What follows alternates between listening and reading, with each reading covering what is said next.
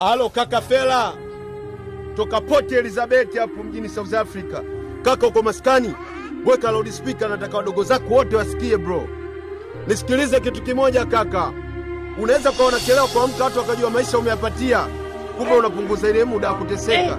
Kaka kesi ishakuwa ngumu. Yaani kama mtu anashangaa yale humo ndani hayamo. Usielewa wewe nini, kesi ishakuwa ngumu. Kama baba mwenye nyumba naye anadaiwa kodi. Mdogo wenu tayari kashabananga huko. Toka kile kibasi kiletwe mjini hapa, Wekonda amekuwa na maneno ya dharau. Chuma ilikuwa ikolodi inatembea. Kidogo kuna jamaa wamepiga mkono. Kumbe walikuwa maafisa wamevaa kiraia. Wakamuuliza vipi mikoba? Gari inafika Mwenge? Unajua kajibu nini wale maafisa? Kawaambia gari isipoharibika njiani itafika Mwenge. Kaka umwangalie mara mbili. Mimi mwenyewe nimepiga jicho nimetoa.